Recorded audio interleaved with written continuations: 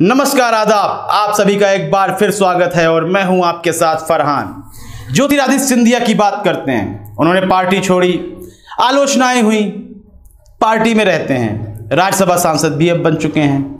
अब यह देखा जा रहा है कि उन्हें कौन से और बड़े पद से नवाजा जाने वाला है, क्या उन्हें मंत्री पद मिलेगा। लेकिन इस दौरान जो आलोचनाओं का एक सिलसिला जारी है ज्योतिरादित्य सिंधिया के लिए, तो वह अपना बचाव करते हुए भी नजर आ रहे हैं और बचाव करना पड़ेगा और आलोचनाएं भी होती रहेंगी। आलोचनाएं इसलिए होंगी क्योंकि आप एक ऐसी विचारधारा की पार्टी में जाकर बैठ जाते हैं, हम यूं कहेंगे गोद में जाकर बैठ जाते हैं, आप लगातार जिसकी आलोचना कर रहे थे।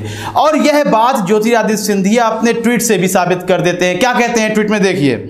चाहे मेरे पूज्य पिताजी हों या मैं, हमने कभी भी राजनीति में छल कपट का सहारा नहीं लिया, इसलिए लोग हम पर अनर्गल आरोप लगाते हैं। मैंने खुद को पूरे विश्वास के साथ भारतीय जनता पार्टी को सौंप दिया है, अब यही मेरा परिवार है। यहां पर जिन्होंने शब्द कहा कि ये मैंने पूरे विश्वास के साथ भारतीय जनता पार्टी को सौंप दिया है खुद को, तो आपको अपने आप को भारतीय जनता पार्टी को नहीं सौंपना है, क्योंकि आपने कांग्रेस इसलिए छोड़ी है क्योंकि कांग्रेस में आपके मन मुताबिक कार्य नहीं हो रहे थे या कांग्रेस अपनी विचारधाराओं से विपरीत चलती हुई नजर आ रही थी। लेकिन उस दौरान जिन बातों को लेकर आप भारतीय जनता पार्टी की आलोचनाएं करते थे, अभी वह बातें सुधर तो बिल्कुल नहीं गई हैं, वह गड्ढे तो भर बिल्कुल नहीं दिए गए हैं।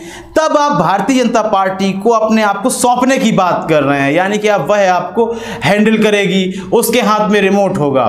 तो यहाँ पर अभी ज्योतिरादित्य सिंधिया ने और भी बातें की हैं। मुंगावली, जो कि गुना लोकसभा क्षेत्र है, उसका विधानसभा क्षेत्र है मुंगावली, तो उस संबंध में ज्योतिरादित्य सिंधिया ने कहा है कि वहां किसी प्रकार का विकास नहीं हुआ है। तो कांग्रेस की तरफ से भी एक पलटवार हुआ है। उन्होंने कहा है कि आप वहां पर लगभग 18 साल तक वहां पर आप सांसद रहे हैं, आप मंत्री पद पर भी रहे हैं, यदि मुंगावली का विकास नहीं हुआ है तो इसमें आखिर किसकी कमी है। तो ज्योतिरादित्य सिंधिया कहीं ना कहीं अजीब बातें करते हुए नजर आ रहे हैं। उनकी इन्हीं बातों को लेकर जीतू पटवारी ज्योतिरादित्य सिंधिया के पार्टी छोड़ने के समय से लगातार उन पर प्रहार करते हुए नजर आ रहे हैं, लगातार ट्वीट करते हुए नजर आ रहे हैं। वह फिर कह रहे हैं कि 900 चूहे खाकर बिल्ली हज को चली, ये वाली बात हो चुकी है ज्योतिरादित्य सिंधिया के साथ। और हम आपको बता दें कि ज्योतिरादित्य सिंधिया को के डीएनए को लेकर तक गाली दी गई, उन्हें भी बेईमान बताया गया, गद्दार बताया गया।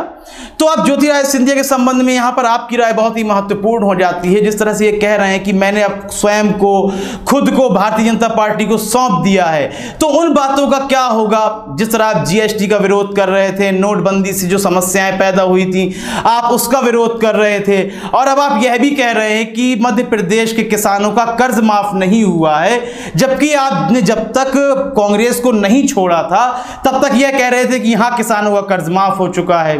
तो यहां कई सारे सवाल उठ रहे हैं और इन सवालों का एक ही जवाब है।